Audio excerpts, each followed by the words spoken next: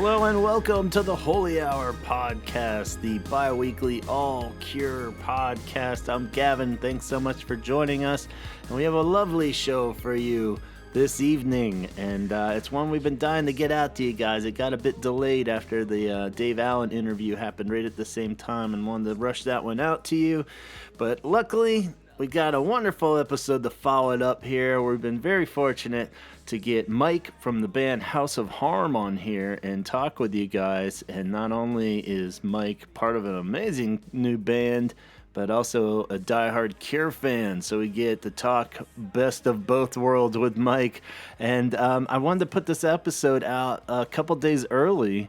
I know we don't function in real time very often around here, but this is an exception.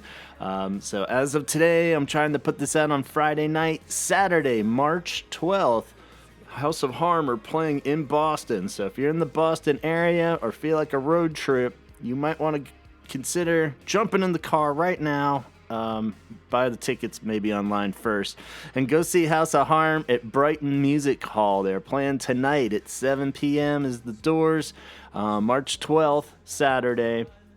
And they're playing an awesome show. House of Harm's headlining. Corrosion will be playing. They're also going to be supported by Infinity Ring and True Faith and Spearmint C. So packed lineup and bound to be an awesome show. It's general admission.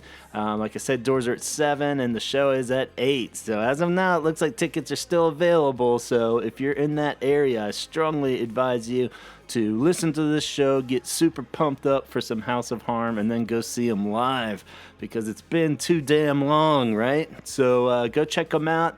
They got other shows on the horizon that we'll mention in the conversation and at the end of this episode.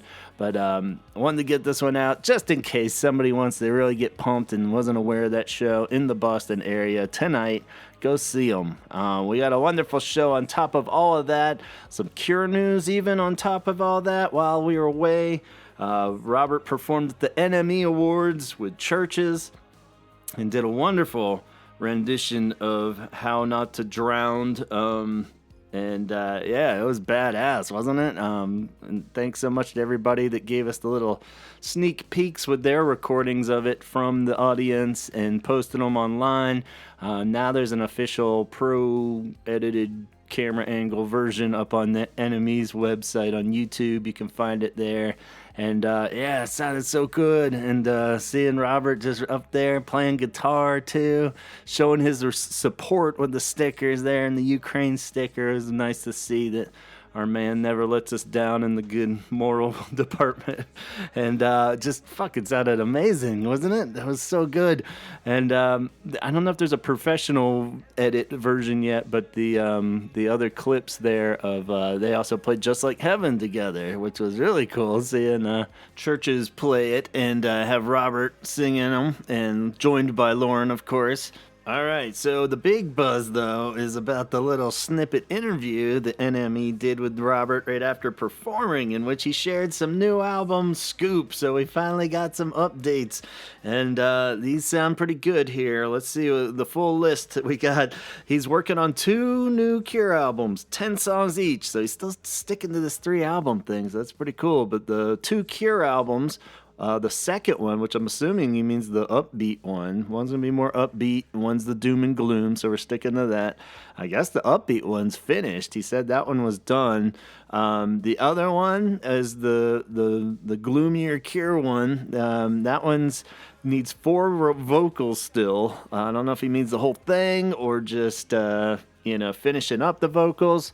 I mean, I guess if he's sticking to like his one take kind of full performance things like we learned from Dave Allen, he could crank those out pretty quick, but he needs to do those, and April 1st is going to start mixing it, which is a little shocking because I thought it was already mixed and finished, but sounds encouraging. But that throws away any hopes of a surprise birthday release or record store day or anything like that, unfortunately. So we are going to have to wait till right before the tour starts and he's hoping for a September release, he says, which would be nicer if it was a confirmed September release, but he did seem pretty adamant about having it out before the tour starts, so that's good. So yeah, I guess we'll just put all our eggs at the end of the year basket and hope that pans out.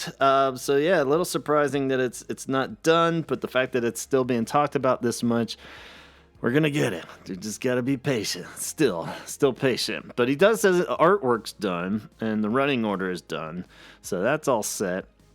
So that's good to know. And then the big reveal was the title.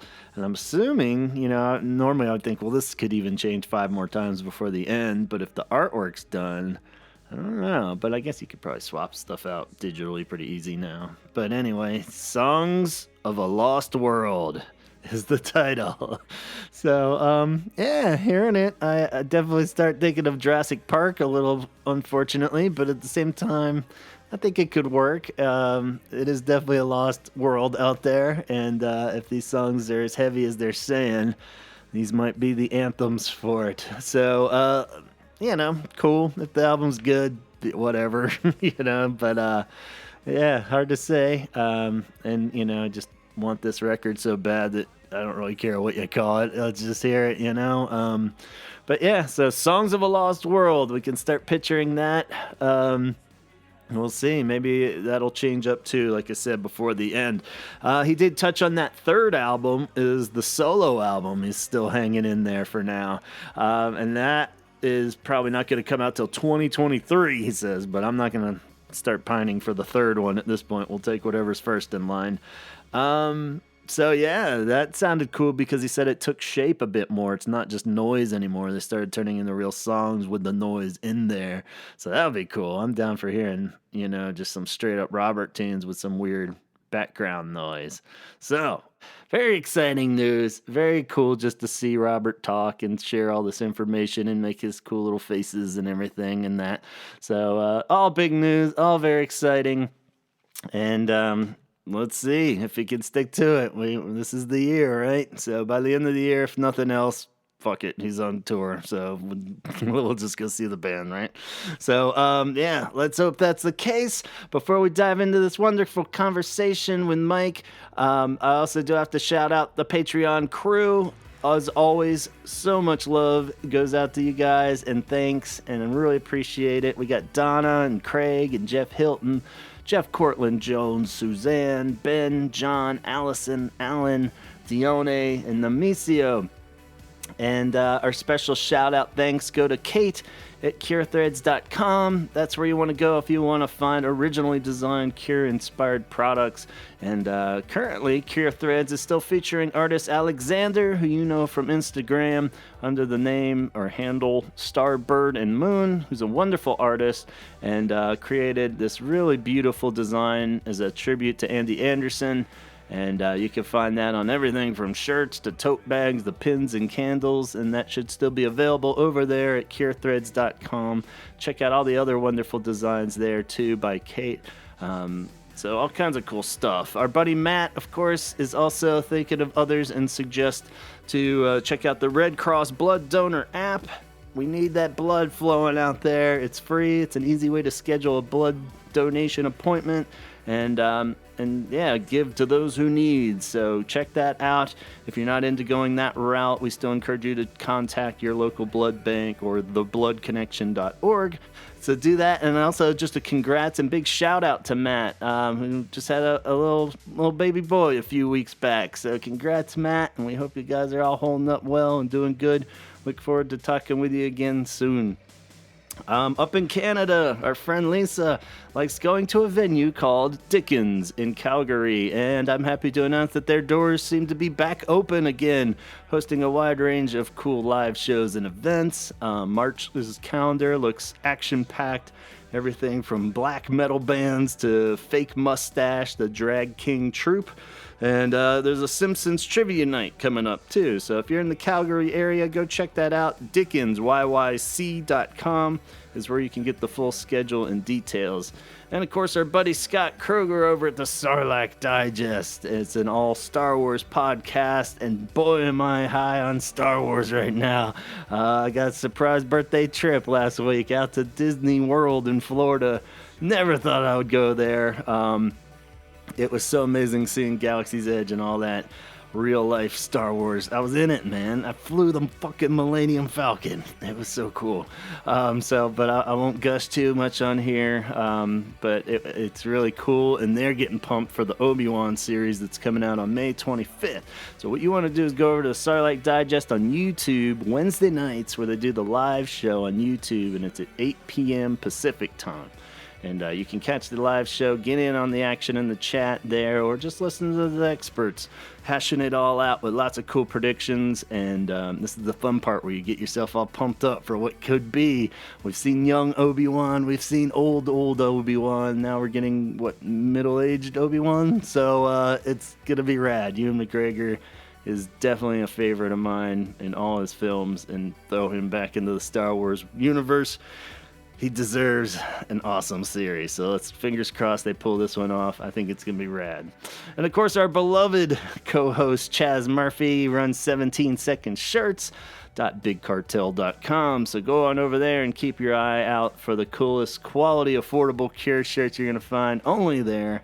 Might be easier just to check him out on 17_seconds to see when the next pre-order comes up, so you can pounce on it and get yourself looking badass for those Cure shows coming up in the fall. All right, let's get to the conversation. Finally get to talk to Mike from House of Harm. This is a wonderful episode, too, because I got a special co-host helping me out. We got Antonio Longo from the Fascination Street podcast, and he's also got a new podcast called Nobody Speaks that I'd highly recommend you check out. So he's helping out, and we're going to talk to Mike from everything Vicious Pastimes, their latest album, to Cure Love. So let's cut to the chase and start talking.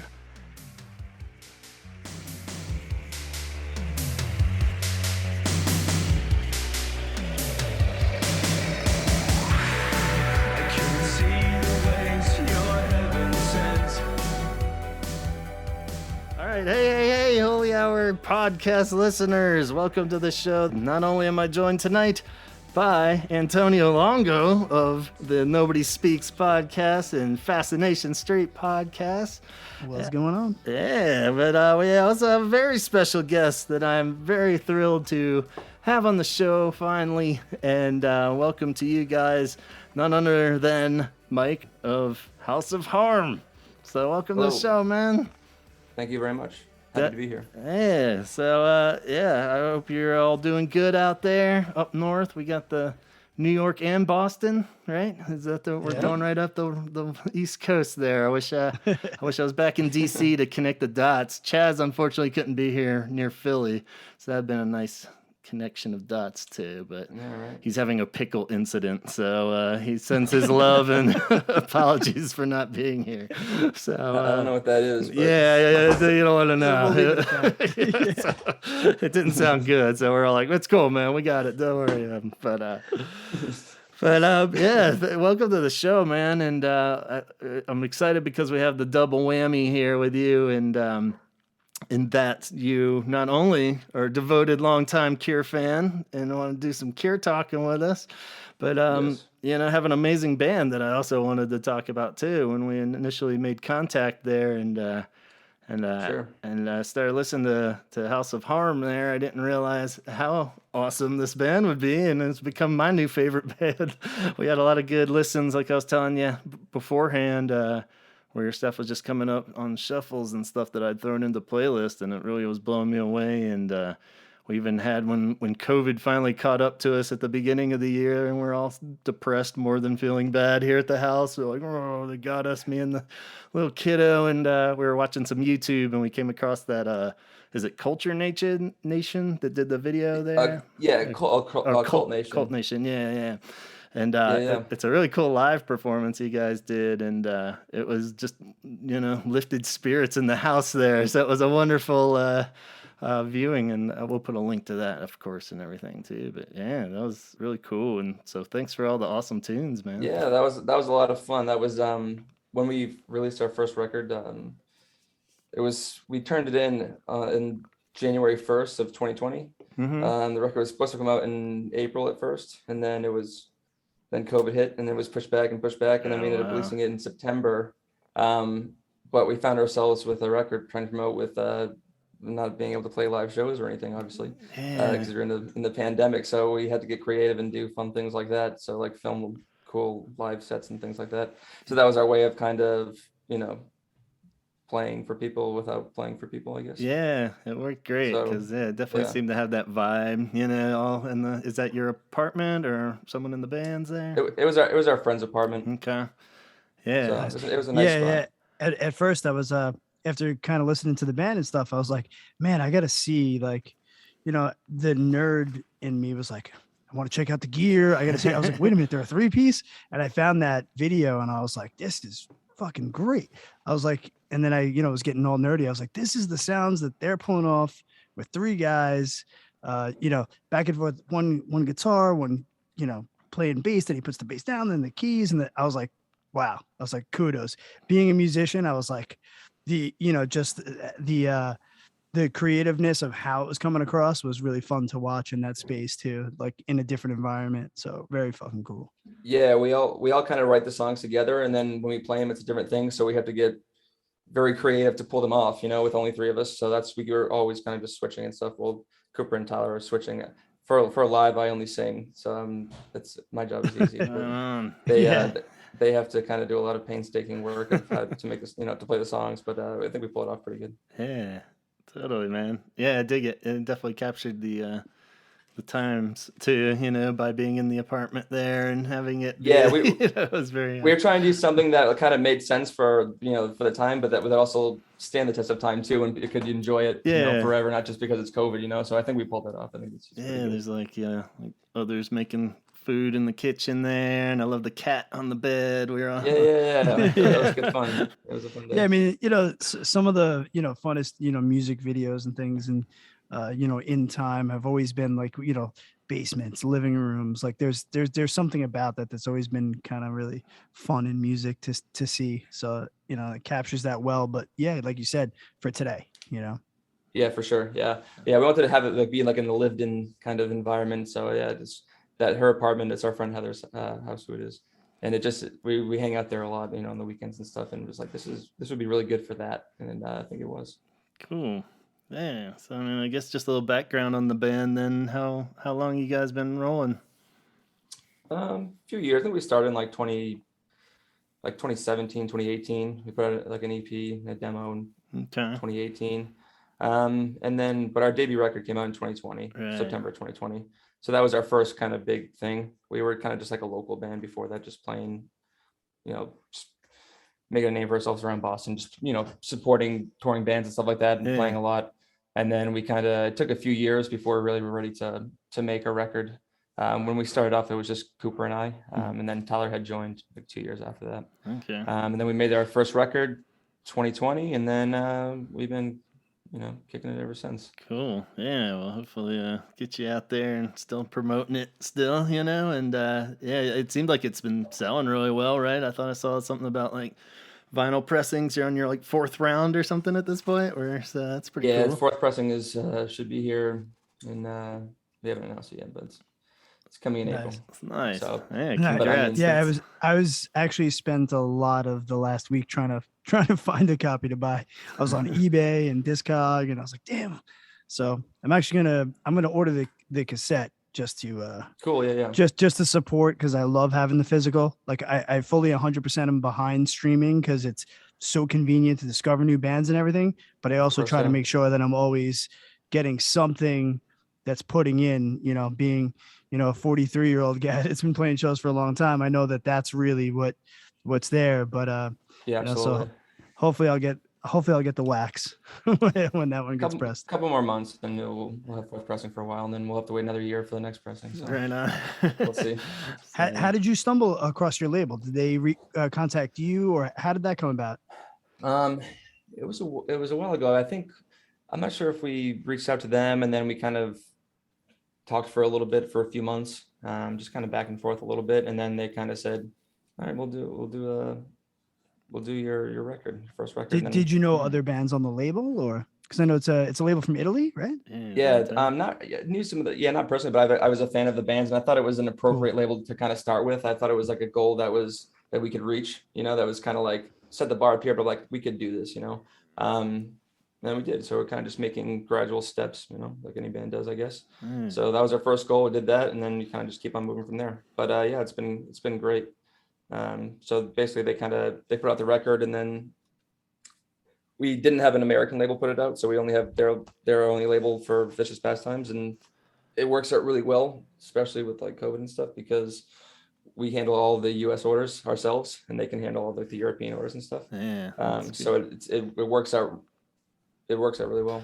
Yeah, and Avant Records, is it? It's Avant Records. Right, yeah. Cool. Yeah, we'll put links to all that stuff too, so others can keep their tabs on the vinyl and everything too. So very cool. Yeah, they do a lot of like kind of dark wave, really synth stuff, like dark stuff. I think when we talked to them, when they said they'd do the record, they didn't hear any of the songs. We kind of just turned it in and said, "Here it is." There was a couple of songs that they had heard, but that's about it. Yeah. And I think it's a little bit of a departure from the stuff they were putting out, because a lot of the stuff is really kind of dark and whatever, and our music is kind of just pop songs, Yeah. And I think they did it. It still has that pop sensibility. Yeah. So they put it out, and I think they liked it. Yeah. Did you guys self-produce the record, or who produced it? Because the sound is phenomenal, and I was trying to find a producing credit. I couldn't come across it. Yeah, we tracked and produced it ourselves. Oh, wow. Awesome. Yeah. Great, killer sound, good balance. Yeah. I mean, I try to listen to it everywhere, like car, good speaker, headphones, and all of it hits really well. Thank you very much. Yeah, it took a little bit. I mean, we as a band, we operate by writing songs together. So like, we don't operate as a normal band that would just get up in a room and all play their instruments, because we all kind of play everything. Yeah. So we kind of write songs while we're recording them. So it's kind of a long process. We add a lot of layers and stuff to them. And then we'll kind of get a batch of songs, then we'll go again and record them for real ourselves. So it's a big process, but I think we're getting pretty good at, I guess, recording ourselves. Yeah, it sounds great. Yeah, a few of those songs were like earlier singles, I guess, before the official album came out. Were they the same versions? I haven't been able to do a. Yes, so we released like a demo and an EP, and we had early versions of a few of the songs. Right on. That were already released, and we re-recorded them for the record. Okay. So it's basically like the greatest hits era of your formative years. You get all the best songs, whatever. And it's like this is what the record is. So that's basically what it is. Yeah, it works out great. Yeah, it was just thinking. Yeah, Coming of Age was definitely the one that to the standout single. It's one of those ones that gets me angry as a songwriter too. Or I'm like, oh, this should be a Billboard top hit, and it's like, if this isn't not to even really want that, and knowing The Cure, even it's plenty of great songs are not, but at the same time it's one of those things. It's like, what the fuck you got to do, man? This is like a perfect single. It's like, God. That's all right. We're very happy with it, and that's certainly enough for us. So. Yeah, that's good.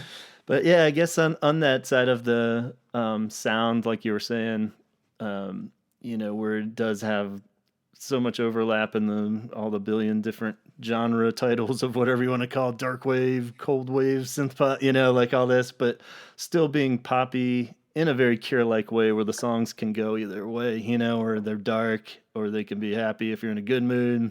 You know what I mean? You really do pull that off, and I wasn't sure how intentional is that when you're writing, you think, or is it just kind of come out that way?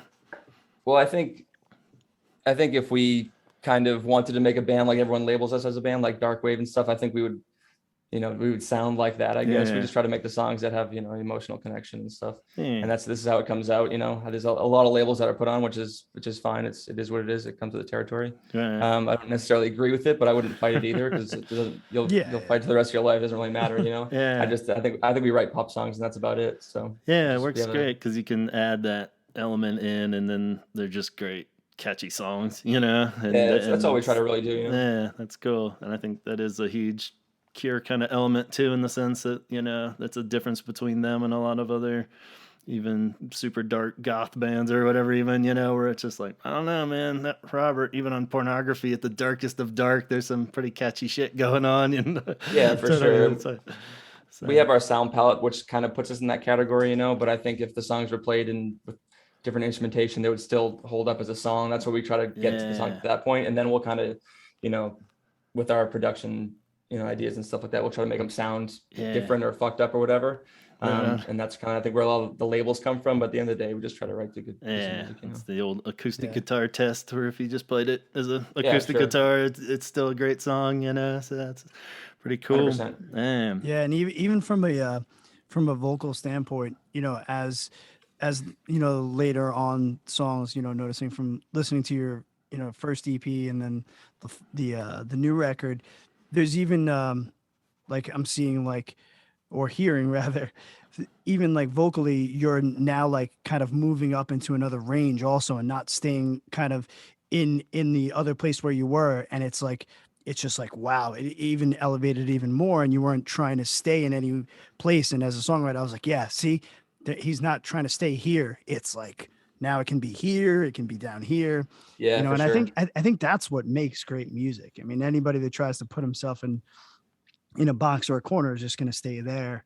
So it's nice to, it's awesome hearing this, what seems like a long time, but kind of short growth jump for you guys as songwriters has been pretty cool. And I mean, I can't wait to hear what's next. If that's, that's the jump off point, Yeah, for sure. I mean, it takes a while for anyone, especially singing and stuff. It takes a while to kind of figure out where you're comfortable and where you can take it, where you can push it to, So I think that's what we're trying to do. We're trying to really go for it, obviously, and, write the best songs we can. So if you put yourself in a box, you'll forever stay there, So we're always trying 100%. To push ourselves, Totally. And I guess influence-wise, then, it is kind of cool, like, hearing it, obviously, I feel the Cure connection there, but it seems like even cooler that it's, like, I hear a ton of all my favorites, the holy trinities of all those bands that I'm, Depeche Mode, New Order, all of it kind of thrown together, but in such, like, a lovely blend, so much that it's totally your own unique sound, and not an easy thing to do. It's so easy for these bands that come out and it's like, wow, Joy Division, huh? And then but you know what I mean, but it's all like, if you could take elements of that and then like make it your own tunes, that's like fucking golden, and you guys nail that in my opinion. So I'm hearing little things everywhere. So is that fairly right on? Are the other guys kind of into that type of music, or what are your influences so much? For sure. Yeah. I mean, we all have individual influences, obviously. And, we get the Cure label thrown at us all the time. Like, you sound like the Cure and stuff, which is, I don't really hear it anymore at all. I don't hear it in my music because maybe I'm too close to both of them. Right. So it's like, but people say that. But yeah, I mean, obviously we're big Cure fans and stuff, but I don't know. I feel like I try to do new things or different than the Cure with our music, even though we're kind of in that world and like with our sound palette and the way our guitar sound and stuff like that. But it's certainly not something we focus on when writing songs. We write songs it takes a while to kind of figure out your sound, like you're just saying, and from a lot of different influences. But we try to make it sound like us now at this point. We kind of know each other as songwriters well enough and stuff. We try to push each other. So we definitely don't try to sound like other bands. That's just kind of everyone has their own individual sense of melody and stuff like that. And when you're working with other musicians, you understand them and understand, if Cooper's playing guitar line, I know exactly what he's going to do next. If he's, we're writing it on the spot or vice versa or whatever. So we kind of just push each other to expand, our own musical, whatever, not necessarily in the direction of what would sound like another band, but what would sound like a better version of us, So that's what we try to focus on, I guess. Yeah, but certainly we're all love the Cure stuff. Let's go. Have you guys were you guys in other bands previous to this? We were in like a few, nothing crazy, but I played in bands. Cooper played in bands. We played in a band together actually for a little bit. Tyler was in a few different bands. Currently he has a project called Funeral Advantage that's just his own solo thing.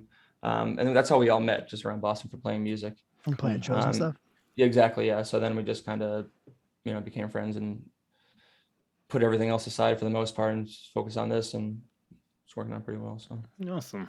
Oh, yeah. Let's go back to the start maybe of when you're a wee little boy there. What kind of origin tale you got as far as music in general? What was the first like things that caught your ear as a youngster? When I was younger, I used to like hip hop and stuff before when I was really young. So I had older sisters that like that. But then I started getting into like post-punk stuff like The Cure, but mainly just The Cure. And like the first show I saw was The Cure in 2003. It was an Inland Invasion show in California. So it was like The Cure, Echo and the Bunnymen. It was like it was a great first concert, I would say. Was Duran in that? Duran was in that, yeah. Yeah, our friend that was just on, I guess when this airs a couple episodes back, he was talking about that one where, it was like... Yeah, it was a K-Rock thing. I was 13, so it was like the first show and stuff. But I think it was a K-Rock thing. But yeah, it was like a ton of fucking bands. I think even like Interpol played. There was like some newer bands too. But yeah, it was a great experience. It was a very moving experience, I guess. Cool. And from that point on, I was like, I want to, I wanted to be a drummer, so I started playing drums. That's how I started playing music. Okay. And then I started listening to The Cure heavily because my dad is super into The Cure. And then I started playing music, and then from there it was like started listening to really, like Faith and Pornography and stuff, like the earlier stuff. And that's what I was really into that era from The Cure. And then in like 2004 we went to like 5 shows on the Curiosa tour. Okay. And that was pretty amazing. And from that point on, it was just like a Cure world for me all through middle school and high school and stuff. Awesome. So yeah, like that idea of when they first started latching onto them. I love the idea of like they having their whole back catalog then to sort through. Do you recall what caught your ear initially? Was it some of the Big Pop singles, or was it the darker stuff? And I think it was the darker stuff. I remember like I had like 3 Imaginary Boys on CD, and I think my dad just gave me all like a bunch of. I think he has a huge cassette collection, and then but it was a time when you would have Walking with a CD in it, so I would. Give me what CDs he has, and I basically just bought me all the Cure CDs I wanted. So I had like, it was like Pornography was a big one just because it sounds so crazy. And then like 3 Imaginary Boys, Faith, 17 Seconds. That's the stuff we used to like listen to in the car. So I took that and listened to that a lot. And then like Disintegration, obviously. Just kind of went down the line pretty much. I think they have a big enough catalog where you don't really get sick of the band, but you can just move on to different records. Yeah, that's why it's cool. And then I just got familiar with their entire catalog by the time I was, in high school, and then I just kind of, I don't know, obsessed with it. Yeah, that's cool. Wanted to make a post-punk band and do the whole thing. Yeah, inspiring all the way there. Yeah, exactly. That's cool though, because usually it does seem like a lot of people warm up to the trilogy there of like Faith, Pornography, 17 they're all like, it's like, what is this phase, and and then they either put it on the back burner for a little while, or but that's pretty cool that grabbed you right off the bat there. But I really love even the self-titled record, because that was the first record that I was waiting for and anticipated. So I went and got it and listened to it, and I think it was 13 or 14 when that came out. And I loved it. I know a lot of people don't like it. I loved it. I'm not sure how well it stands up now, but for me, it was. I think a lot of Cure fans who are older than me talk about they remember when Disintegration came out, or they remember the Wish tour and going to see it, and it has a symbolic meaning in their life. But for me, that was like self-titled record, and then going to see all the shows on the Curiosa tour and stuff like that. That was really amazing. That is so cool. I have a deep connection to that record just for that alone. So I love that a lot. I mean, I still listen to it from time to time. I think it's got some good songs. I think Taking Off is really good. I listened to Anniversary 2 days ago. It was good. Yeah, it's a good one. Oh yeah, I love that one. Cool. Yeah, I mean, listen, as fans, like we could all say, like, there's no bad record. There's just going to be ones you listen to more, or ones 100%. You gravitate towards. Whether it's a specific sound that you grab, or it's an emotional connection. It's always tough trying to rate that stuff, because it's also sometimes I'm like, I mean, for me, Disintegration is my favorite, but depending on how I'm feeling during the day, it depends on what record I'm going to put on, 100%. Yeah. 100%.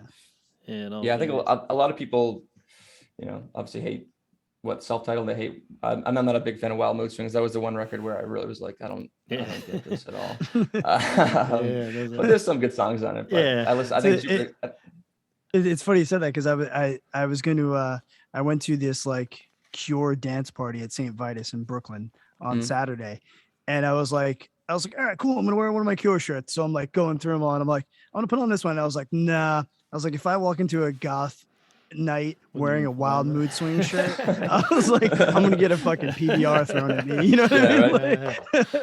So I was like, I'll back away and I'll put a different one on. Is he being ironic or was it? Yeah, they were like, are you making fun of us? Yeah, what the fuck? I'm like, no, I swear they're my favorite band. I saw some of like the was it the Bear or whatever. Wild Mood Swing shirt, they're going for like $400. Yeah, I had a whole bunch just like shoved in the back of the closet from that era. Yeah, I'm seriously. Like, I wish I had them still. But not that. But I'm still that. A lot of people think that's like I've heard people say that's their favorite record. I'm surprised to hear it, but at the same time, I'm not surprised because Right, like you're saying too. I think so much of it is the attachments, and if you come in on a record, it's a lot sweeter and dear to your heart than like an old fogey like me that was just like waiting for it, like nothing compared to nowadays. But at the same time, it was like this 4 year. I'm like, here it is, and I'm like, I don't know, man. It's like, and I still love certain parts of it, of course. But yeah, it's just those things that like comparing to their whole back catalog on first listen. Of course, it's things are gonna vary in the opinions, but I'll still take it over the top. See, I like the top, but I think it's only I like Shake Dog Shake a lot, and I like Bird Mad Girl. Yeah, there's good songs on it, but like as far as a full record, Yeah, I like Dressing Up. I'm like, what the fuck is this? And I was surprised because they even played that up until they played it in 2014, but they were playing that heavily all through. Like they played it in like 95, probably in the Wish tour. Yeah, on the Wish tour for sure. It was on Paris. Yeah, I think that song is terrible, but I still think Shake Dog Shake. That's a good one though. That still bangs today. Like for sure. Yeah, that's what I mean. That album in particular, Caterpillar, and it's got so many like great ones too, but it's just a Caterpillar's pretty weird flow and everything. Wailing Wall.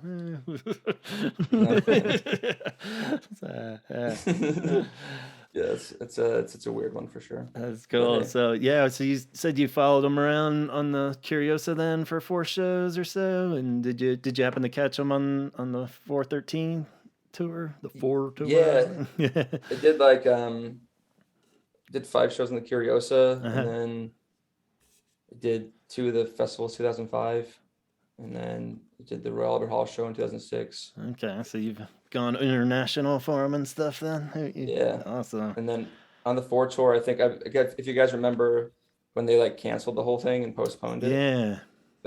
So I remember I went to but they still played the Download Festival and also 3 nights in Mexico City. Okay. So I got to go to those ones, and then when the Republic tour happened, I think we did like 7 or 8 of them. Nice. Pretty good. Oh wow! Yeah, awesome. Yeah, that was a cool batch. That was as a weird time. Like when I look back at that time, that the lineup and everything, it's a very fucking bizarre time for the Cure. Yeah. And at the time, I loved it. I thought this was the best Cure ever. And now looking back, I'm like, what the fuck was weird? It is odd. I feel very similar because I think it was just so cool having Pearl back in there, and like that's what it was. Yeah, it was really exciting. Yeah, but then when I listen to it now, I'm kind of like, they need a keyboard, man. I mean, he's great, but it's like it seems like it just needs the keyboard in there, and very odd flow with all of that. But I was gonna say, I remember when they announced they announced them as a 3-piece. It was just Simon, Jason, and Robert, and then I was like, this is gonna be. It was like right before they played the festival shows in 2005. I was like, this is gonna be fucking. They're going back to the original trilogy. This is gonna be fucking crazy. Yeah. But then like a couple weeks later, they're like, oh no, Pearl's back in the band. Right. And then I remember being really. I didn't know I don't think anyone really knew what to expect. And then they kind of just played more and more songs but I think they played Plain Song, which is kind of crazy with the guitar. It's like beginning, it didn't sound very good. Right. It's like I'll still take the keys, but it was, I guess, as far as variety's sake, and as we're talking about badass guitars before, that's a guitar I'd like. Yeah. The Pearl hollow body. Oh yeah, that would be that cool. signature one. That thing's fucking killer. Yeah. Yeah, I'm sure it sounds great. I've never played one or anything, but yeah, me neither. I've tried to see one in person, but anytime, like, I looked it up online, like, like a Guitar Center near me had one. By the time I got there, it was gone. Like, yeah. I was like, oh, you guys had it listed online. Even the Robert acoustic, I was kind of terrified. Yeah. My wife surprised me with it, and I was like, "Here, I got it." I was like, "Oh, I've never even played it though. What if it sounds totally horrible?" I mean, I'm not a big fan of Ovations, and he always makes that sound great too. It's one thing if Robert Smith's playing it, but it sounds great. I love it. It's I can't put it down. It's really cool sounds. But yeah, it's a bit terrifying when you don't get to try it out. And yeah, this is your new guitar. sound just like Robert. Yeah, exactly. It's like I have to start strumming a lot faster, I think.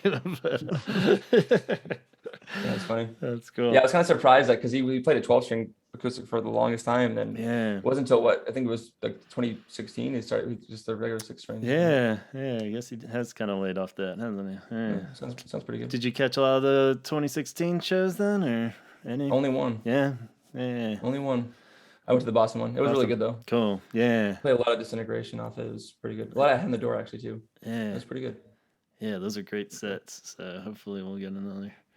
That was the first tour that I was like, I think he's getting tired. I could see him just like seemed like tired. Yeah. But it was still really good, but I just like it seemed tired because for that 2016 tour, it was obviously a grueling ass tour, but I've seen him since. Like, I went to the Hyde Park 40th anniversary show. Oh, cool. It was really good. And then I went to the Pasadena, the Dream Day Festival, and by then they were on fucking fire. It was so good. It was like the best I've ever seen them. It was really, really, really good. Cool. Yeah, man. Yeah, as far as playing live, I mean, they're definitely aging like fine wine, because it's crazy.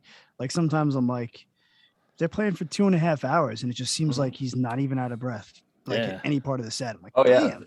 It's pretty, especially Simon. He's just literally running around. He's just like running around in circles. He's stepped it up more, even. I mean, he's always been the most animated, but like I went back and watched it. He's wireless now. He's not. Baby. Running around. Totally. Yeah, that was a big deal. I was like, wait a minute. Went full Spinal Tap with it, and just just like. But behind Reeves, just like fucking with him the whole time. Being crazy. But I think I was watching like In Orange a while back. And it was like he's kind of just standing there, he's like so much younger and everything. He's just kind of still moving around, but I was like, he's actually more physical nowadays than he was back then. But seriously, he's in great shape. Great man. They're still great live. I think if Robert's his voice when they actually sound like shit, I think he would actually pull the plug. But I think what keeps him going is the fact that they can still do it. Yeah. When you see them, it's just like they still got it. Like, no, they're still unfuckable. Yeah. I mean, there's not too many young bands that could hang in for like a almost 3-hour long show. It's crazy, and then the songs aren't like totally easy to play either. I always say that with his vocals too. It's like it's not like he's just getting up there mumbling through some shit. They're pretty. No, he gives it all. Every single night. Yeah. It's really good. I guess from there, is that the most recent one then? I'm trying to think of their timeline. The Pasadena was probably the last that you saw? Yep, that was last time. Yeah, it's crazy. Hopefully we'll get some on the horizon. Do you have a favorite out of all the ones you've seen? It's hard to say. This could be my favorite for different reasons. I don't know if they're the best, but I don't know. Could be something on the Curiosity tour, could be whatever. I don't know. It's hard to say. It's just those early ones. I think back from time to time.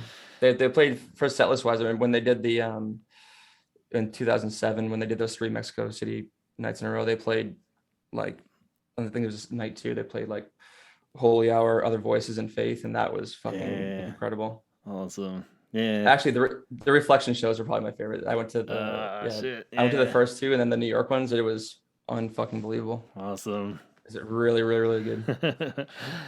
Yeah, I think that's getting up there in my Time Machine show. I missed that one. It was a very traumatic time. You missed it? Yeah, we didn't get to go. I tried. Tickets sold out, and it was like kind of bad timing anyway. The baby was on the way, and we were broke, and all that. Yeah. So it was just kind of like, well, it was fate. We didn't get the ticket, but at the same time, I was like, so yeah. I know for me, it's kind of the same thing. It was like bad time in my life, like just in the middle of a divorce. Like I was like, fuck, and then that night I remember going, fuck, I'm not there and it's happening right now. And it's 40 minutes away. I was like, I want to die.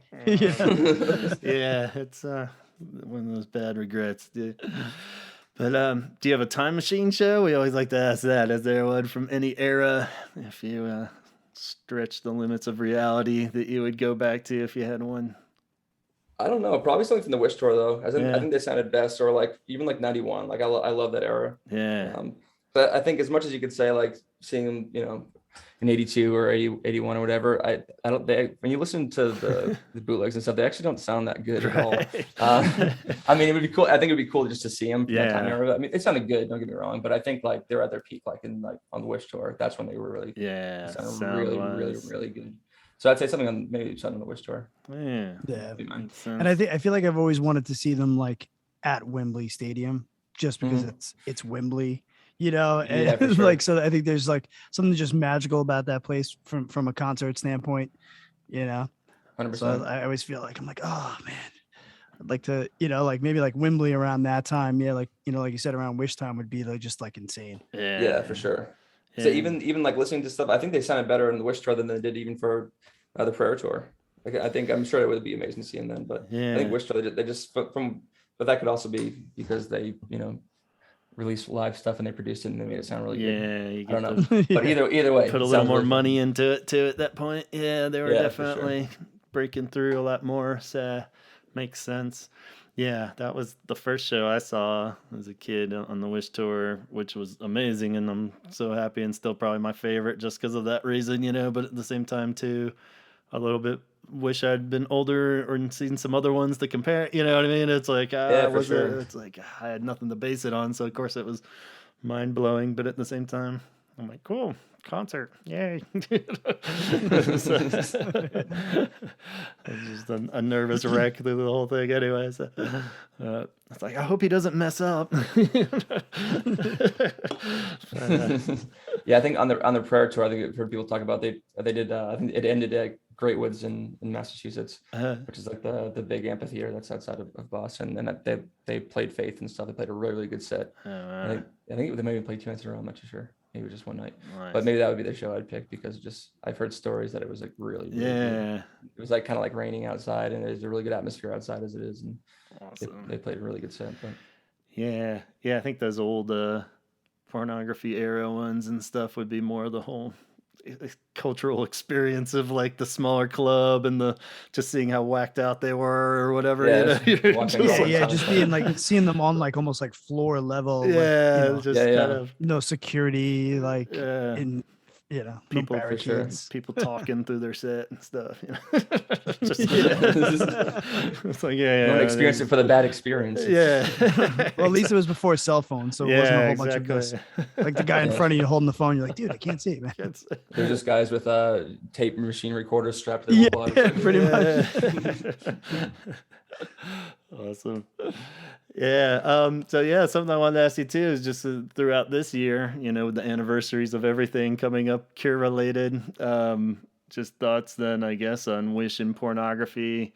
I guess going along those lines, like the angle of when you first discovered the Cure and stuff, pornography, I guess, since you got into that one early, has it changed a lot over the years, or do you still kind of love what you initially loved there? No, I love it. I find it hard to, at this point in my life, to kind of, you know, listen to Siamese Twins and really feel it, because it's just like, I don't have space in my life to just be that serious. For fucking 7 minutes, you know. It's not light listening by any means. You gotta definitely. But it's still, you know, one of the best ever. I think.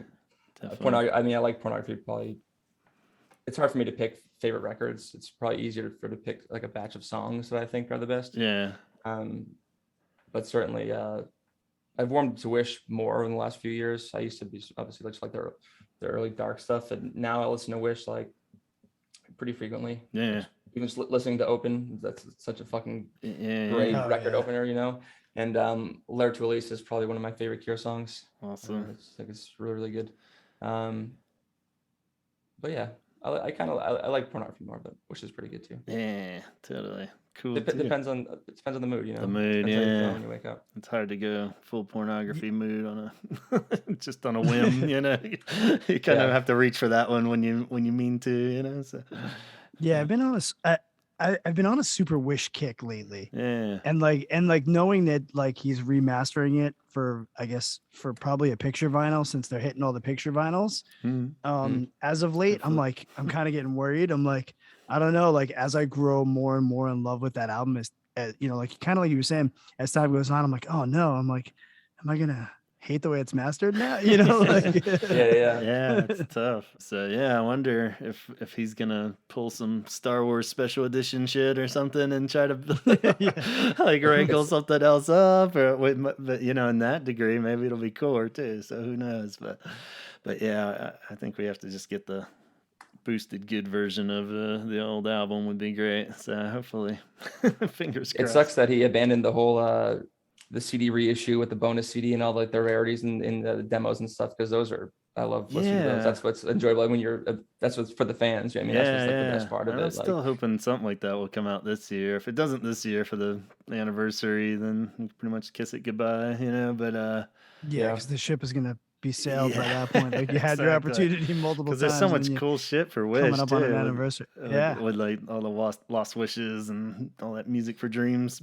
business, whatever all that was. But yeah, exactly. And there's a bunch of like stuff on like YouTube too, like instrumental just demos that are even more than just Lost Wishes, like a bunch of them. You can tell that they're legit too. But I'd love to hear what else is out there. But I guess it's tough with the way the record industry just kind of shifted over the past, 15 years, 10 years, where it's like, what big label is going to get behind a double CD of like, you know what I mean? It's just tough because Rhino will save the day.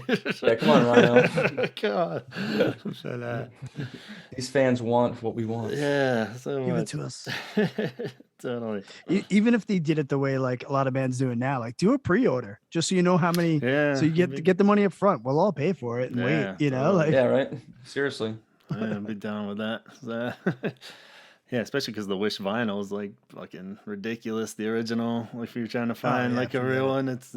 Is it? Yeah, I don't know. It's probably like what 300 something at best. Like Wild Mood Swings is fucking so expensive too. Yeah, that's another one that for some reason. I mean, they just reissued it on picture vinyl for Record Store Day last year, so I got that one. But Wish, it's like forget it. You know, you can find like a beat up copy for like $200.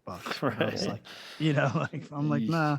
Yeah. But the thing is, hopefully, if they do reissue it on vinyl, it is going to bring down the price of the original one. Right. Yeah. So I'm almost like, cool, put that out, because you know what? I'll drop 100 on an original for sure. You know, but like they want like 250. I'm like, nah, I'm not doing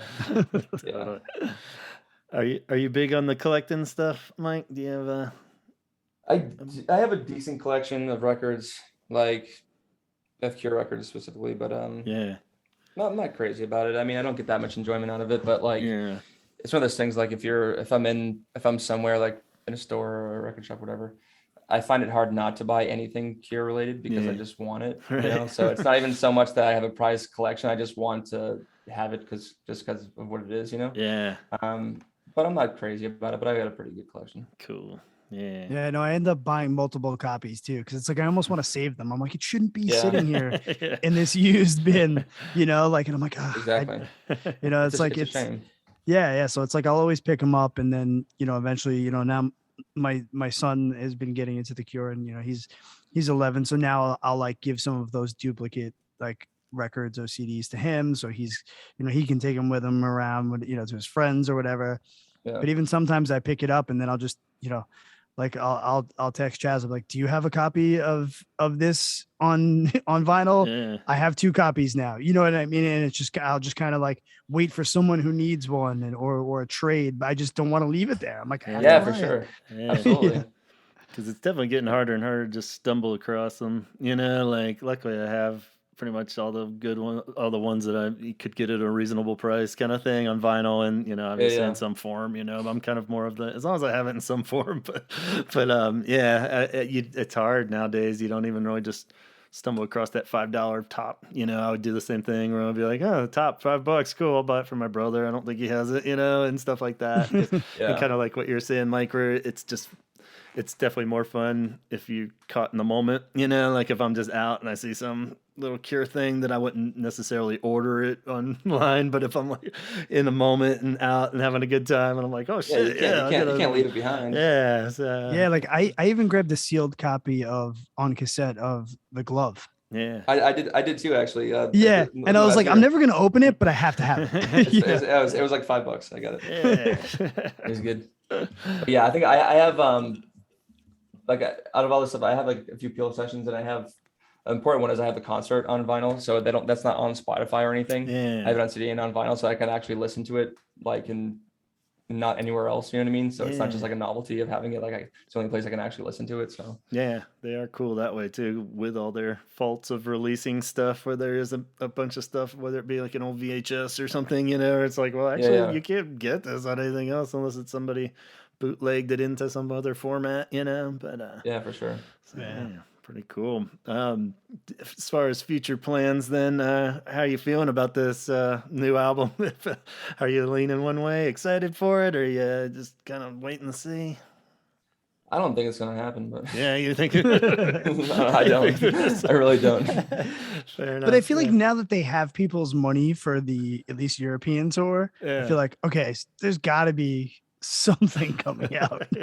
True. There was that update in the last week. That was he just said they're going to be playing new songs. Yeah, or they won't be playing at all on this album. Yeah, that's true. But I think he said that just to fuck with us. Yeah. And they also played new songs on the 2016 tour, like with the "It'll Never Be the Same" and those other they were playing. So like they could say that. But yeah. I mean, we're definitely I think all in the we'll believe it when it's in our hands phase at this point, but at the same time, it would be nice. And the fact that it's come up this much, though, I feel like it's got to fucking come out at some point. No, I'm sure it will. I know, and Roger kind of did some, a few years ago. He's like, it's like an hour of doom and gloom. It's gonna be exactly what the Cure fans want. Yeah, and like, this is gonna be really good. I wish they got Dave Allen to produce it. Maybe they didn't. No, but I was kind of hoping for something like that, because I think that's my only problem with with 413 Dream. I just think the production just like isn't up to par with and there's a few songs that actually I think are really good, but I think just the production is like it's something. Still listen to it, but it just doesn't hold up, Right. Yeah. Not to be a Cure hater, but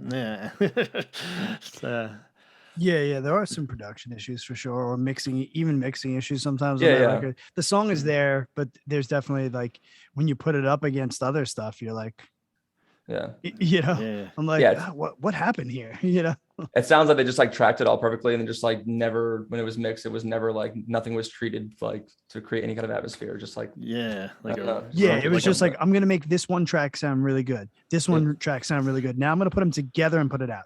I'm like, oh no, but now you didn't blend each individual it's like a track to make it cohesive. That's more reverb on everything, and everyone will be happy. It's like a bot mixed it or something. Yeah, exactly. Like, sound waves are good. Seriously. But hopefully. I'm hopeful though. I'm hopeful. I think I'll enjoy it. I think everyone will enjoy it. But I'm done. Just like. Just waiting. Being too hopeful. Yeah. When the time is right, it will be out. We'll have something to talk about then for sure. I'm sure we'll have a lot to talk about. Yeah.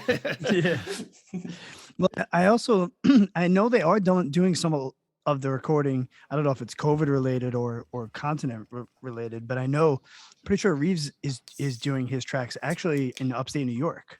From what I read. Like, so it's like, right now? I'm like, I hope that doesn't kind of make it, extra weird sound wonky that they, because who knows, and at this point, at one point, Simon wasn't even in the band. So are his bass tracks actually on it? He deleted them or something. I have a lot of speculation about that whole situation, and like, who knows? He could be pissed because like, maybe the album was pushed back and it was supposed to be out or whatever it was. Yeah. He could be like, I recorded my bass parts 3 fucking years ago and you said this is going to be out. And like, I'm still waiting. Yeah. It's a valid reason to get pissed. For sure. And there was also a lot of speculation too about record label stuff. And then I was talking to a buddy of mine who was saying he did hear that there was actually some legal issues going on the back end, like label wise. And he's like, maybe it's related to that. And maybe none of them can actually say that because it's now in some kind of disclosure that if you speak about it, you know, if there was, so I'm like, oh, just cut the bullshit and put the record out, you know? It is weird. When you're part of a machine that big, I'm sure there's a lot of tough things to navigate through. Right. Yeah. For sure. You know, for us, it's like we can record and put it on Spotify in 2 hours. Right, exactly. You know? Exactly. Yeah. I was just like, put it on fucking Bandcamp, dude. It'd be cooler anyway. You'd probably get it's Bandcamp Friday. It's like you'd get more cred that way anyway. Everybody like, holy shit, crash the whole they'd probably make more money that way. Anyway. Yeah, I know. Yo, for sure. So, yeah. Well, I hope Reeves isn't recording his guitar parts now, is he? You said he's it's a little fucking. No, I think I saw that. I think, yeah. Just getting around to doing it now, man. It's like, shit. I remember with reading before too. Robert said he brought like a bunch of like studio equipment home to his house to finish the vocals because I think it was some press around. I think it was the Meltdown Festival or something like that. He was at some interview around that time. But he was saying that he like brought a bunch of stuff from the studio home so he could just finish it himself at his house. Yeah. I think we saw that when he played live from in his pajamas. From his dungeon. There was just wires everywhere. I was like, what is that setup, man? Like, I was shocked to see that he would actually, not so much that, I mean, it was really cool, but I was just, I never saw a world where he would like let people like see his own play. 100%. There's part of me that he thinks he didn't know that it was actually being video put out until after the fact. He's like, damn it, I would have put on my good pajamas. Yeah, right. Or that was just the mini studio. There's probably like his whole bat cave behind the wall or something that turns. Right. But yeah. that was seeing that. I mean, I didn't really care that the performances were whatever. I just thought it was cool just seeing him in his house. Just like, for sure. Yeah, fucking crazy. Yeah, it's a side of Robert Smith none of us had seen. Exactly. Yeah. It's totally, we're like freeze framing and zooming in on little toys that he had on his console, and trying to pick apart everything like a crime scene. Like, what is that in the back? Is that a clue? He had like a Bunny Lake is missing thing on his monitor. Yeah. Like, wait a minute. But I guess in more absolutes, are you going to any of the Euro 2022 shows? Fuck yeah. Yeah, you doing it? Awesome. Which ones? I'm going to Madrid and then a few of the Germany shows at the beginning. Awesome. Cool deal, nice. Man. Yeah, you definitely have to tell us how it goes. We're being lazy old men waiting. They'll come to us. They'll come to us. But I'm dying though. It's gonna be a rough couple of months there, hearing everybody's reports and seeing it and being like, Yeah. But that'll be awesome. It should be really good. I'm excited to see him kind of fresh, like right when the tour starts, because that's when he's going to be like super energetic and stuff. So, But yeah, I'm really excited. I think it's going to be great. Yeah, everything should be good. Fingers crossed and all. That'll be cool. Awesome, man. Cure and Twilight Sad again. Yeah, here they are. Still following them around. Yeah, that's become their thing. Yeah, we opened for the Cure. Yeah, that's what we do. When I went to see the Dream Day Festival, I was like leaving LAX in like an Enterprise like shuttle bus to go get the rental car, and it was me and three of my friends, and just some like random guy was like, "Oh, what do you guys do here on vacation or something?" And we're like, "Oh, we're here to see like a band. We're here to see the Cure." And he's like, "Oh, like my wife's nephew like plays in their opening band." And like, what? He's like, yeah, the Twilight Sad. It's like my wife's nephew. And I'm like, what the fuck? And he's just like random. Yeah, he wasn't going to the shows or anything. He was just like in LA. Just there. And I was just like, what the fuck? But I thought it was really funny. It's like even he was just like his wife's nephew's band is just the Cure's opening band. Yeah, that's just real. They got this little band, dude, and they're doing their little thing, like they're opening for the Cure. I would love if that's what I was known for. Yeah, you know what I mean. Like, no, I think I like what I said. I was surprised to see that. I thought when the rumor starts first, when everything got leaked for this tour, I thought. Like this has to be fucking fake, and I think I said something about Twilight Sad, and I was like, and then like the 22, like kind of like just like the Meltdown thing, like someone just made this up. But then it was like France, Germany, all the other things. So I was like, holy shit, this is actually happening again, and Twilight Sad is actually opening up again. I was Yeah, really, I thought really someone surprised. was like, I'm gonna put up an old flyer and say that this is that show. And I was like, oh, that's a dick move, you know? Yeah. Because I mean, that's fucking Cure's notorious for that nowadays too. It's like the same goddamn font and whatever from like the 2016. Exactly. It's like they're using press photos from 2011. Yeah, it's like, yeah. It was 10 years, more than 10 years ago. They need to fire their graphic designer for sure. I think it's Robert. Yeah, probably. I'll do it. He's on like an old Macintosh 1 computer. Yeah, seriously. And he's just like hires Twilight Sad on just because he doesn't want to change. He can't figure out how to change the flyer. It's like fucking shit. They're already on the flyer. I guess it works out. It's so good. Might as well bring them on again. Awesome. Cool. Yeah. Well, you definitely have to let us know on those Euro shows how they go and keep us posted. And yeah, for sure. I'm assuming you'll try to catch some rest of the world shows then too, maybe if it all goes well. Yeah, not too much. I figure like it's seeing the Cures. It's a great excuse to travel. I know some people think it's crazy to like go around the world and see them, but I don't think it's crazy. And I think anyone who thinks it's crazy is fucking stupid. So it just puts a really good purpose to traveling. So it's it's more than just seeing just the show. It's the whole experience. So but I'll probably spend the bulk of my my efforts seeing them there, and then I'll maybe just hit like one show. Yeah, like something close. Cool. Exactly. Well, awesome. We need to just get you on some of those shows. Yeah, seriously.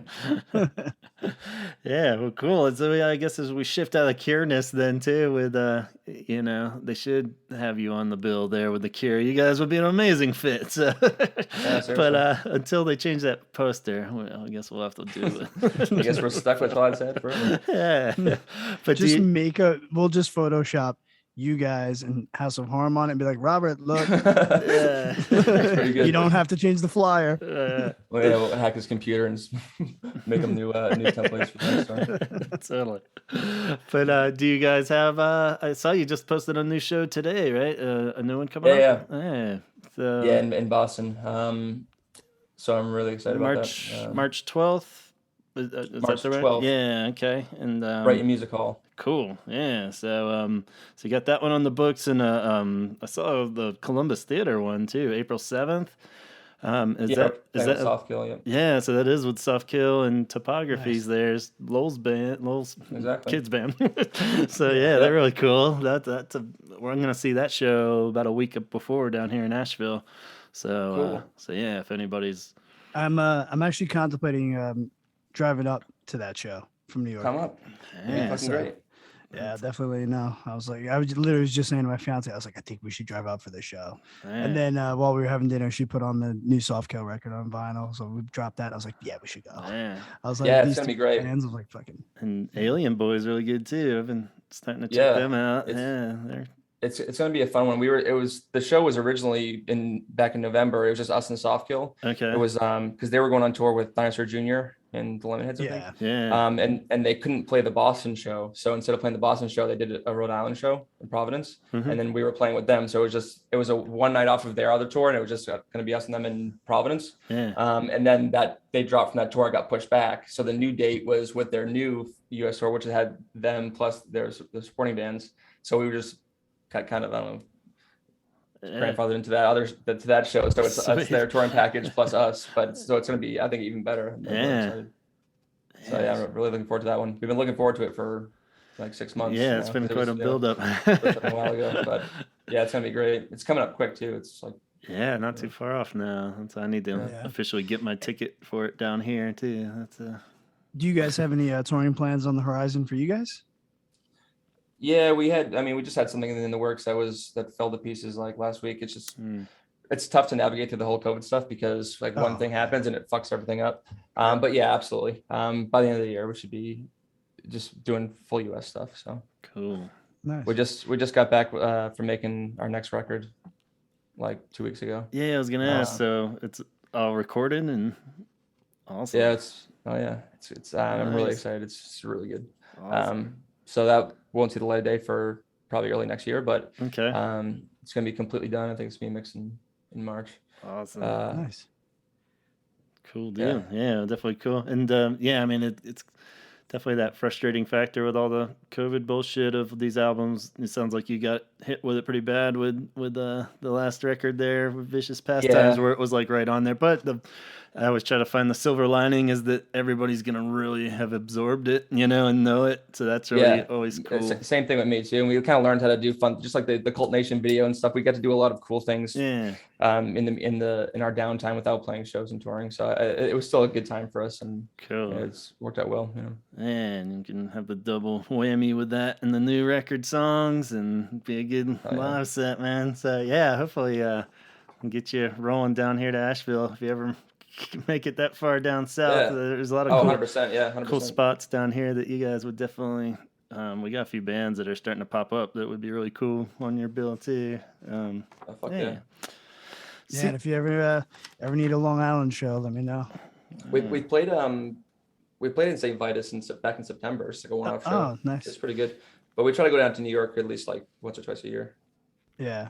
Cool deal. So. Vitus is that's my spot. I love that place. My buddy Artie, who's one of the owners, he's a really good friend and one of my favorite musicians. Like every band that guy's he's been in is awesome, and to see him, now paying it forward with owning a club and doing the right thing by bands that come through, exactly. Yeah, he struggled is just so killer. You can tell that whoever is running that spot is like knows what the fuck is good. Yeah, it's owned and run by musicians, and it's like you can't get better than that. And we have the same thing going on Long Island with AMH, Amityville Music Hall. Again, it's former touring musicians that own a venue, so they know what it's like. They do the right thing. They focus on the sounds. They really promote. They put their feet down and just grind. And that's missing a lot of these days. Sometimes everybody is in it for the almighty dollar, but there are still some people in it for really just the fucking love of music. Yeah, absolutely. Yeah, we'd love to go there. Awesome. And did I read you had opened for Reeves at one point? Did you guys do a show open for Reeves? Yeah, that was our first show. Your first show, right? Yeah, that's crazy. Awesome. It was a good time. Yeah. I bet. That's cool. Was he cool? And you were a two-piece at that point, right? Oh, wow. Exactly, yep. Wow. So it was our first show, and it was nice enough to allow us to open. Yeah, it was really good. Where was that at? In Boston? Or? Yeah, this spot called the Middle East. Okay. I love that club. Yeah, it's awesome. I played there. I played there with a couple of the bands that I've actually. This band, Scarab, that I was in, One True Thing, Prize Fighter. Even when I was in Taking Back Sunday, I think I played there with them. That's one of my favorite clubs to go to in Boston. Yeah, for sure. Yeah. Pretty rad. Cool, man. I remember one time I was playing upstairs. We were playing upstairs with. Do you remember that band Shooty's Groove? They used to play them in Boston a lot. And then like there was like another show going on like right around the corner, and I think Quicksand was playing.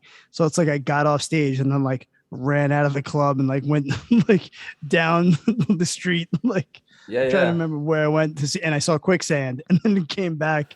It was for a while it was like there's like TT the Bears and Middle East upstairs and Middle East downstairs, and they're all touching. So it was there were two different, like there was a Middle East whole complex and then TT the Bears, and they were separate, but they were like literally like right next to each other. Yeah. So there's like always so much shit going on. And then I think like 4 years ago or something, maybe 5 years ago, 6 years ago, whatever.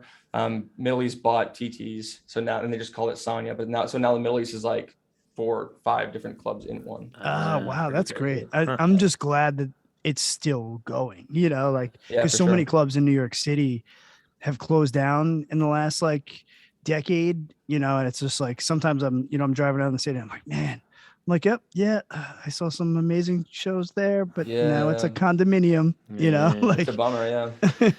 Yeah, we lost a really cool one here in Asheville. It sounded like they were probably fading out anyway, right? But then it just hit it, and it wasn't worth fighting the fight there. But the Mothlight was a really cool one downtown for us. But hopefully somebody will pick up something and try to use the space. But tragic. Seriously.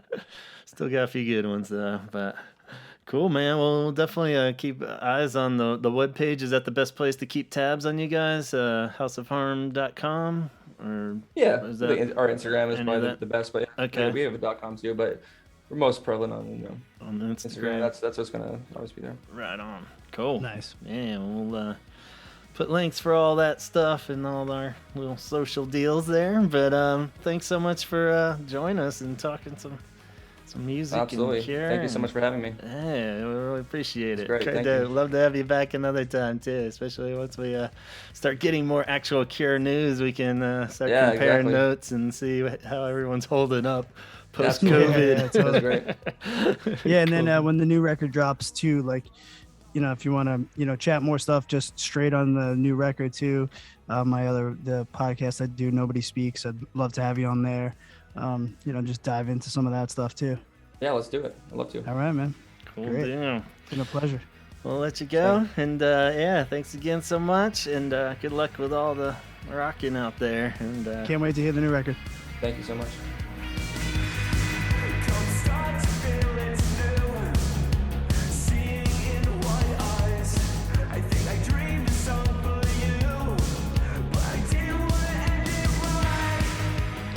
All right. Thank you so much, Mike of House of Harm, for talking Cure with us and talking House of Harm.